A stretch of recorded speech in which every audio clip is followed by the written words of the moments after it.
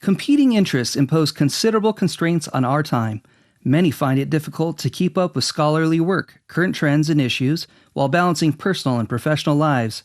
Stay tuned to learn about a solution that will allow you to keep up while putting some time back on the clock. You're listening to Dr. EdTech's Dirty Laundry, the podcast for the educator looking to pick up a few tips while relating to others in the field of educational technology.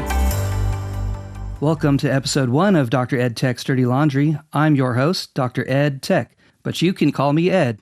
Today's Dirty Laundry is about a new type of communication called a PubCast. Pubcasting was introduced by Harrison and Loring in a 2023 article titled PubCasts, Putting Voice in Scholarly Work and Science Communication, and was published in Science Communication, Volume 45, Issue 4.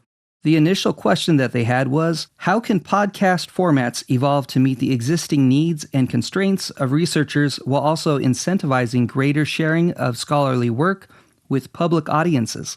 Their solution is what they coined a PubCast. As the name suggests, pubcasting is related to podcasting. However, unlike what I initially thought, it does not take place in a pub. Pub, in this case, is actually short for publication. PubCasts are essentially annotated audiobook-style recordings of scholarly work read by the author.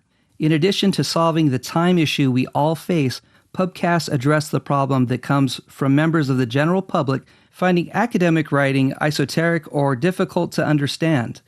PubCasts provide a means of meeting people where they are. Essentially, PubCasts use everyday language to focus on the highlights. In general, PubCasts offer listeners a highly mobilized audio Cliff Notes version of a scholarly work. The purpose isn't to replace the original, but rather to point listeners back to it, which publishers seem to be supporting. The structure of a PubCast retains 4 core sections of research publication and places them in the middle of a basic podcast format. The 4 sections include the literature review, methods, discussion, and conclusion. These are all summarized, of course, and really just key in on the big takeaways and leave out the in-text citations. As an educator looking for new ideas, you might consider incorporating teacher-produced PubCasts that focus on a specific learning module. Student access to the PubCast could be prior to presenting the module to give them an overview, or after to aid in review and retention. Another possible implementation could be to include student-produced PubCasts in your curriculum. This could be an assignment that asks students to make a PubCast based on a recent paper that they wrote. Students could then share and critique each other's PubCasts. The review process would be a lot more fun than students reading an entire paper and would take considerably less time. Asking students to share their responses as audio recordings would also provide an opportunity for them to improve their oral communication skills.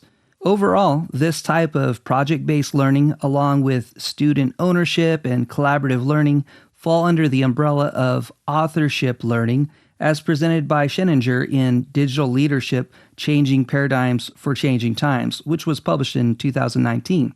I hope you've enjoyed learning about PubCasts today, and would like to encourage you to enjoy the occasional happy hour with your favorite PubCast.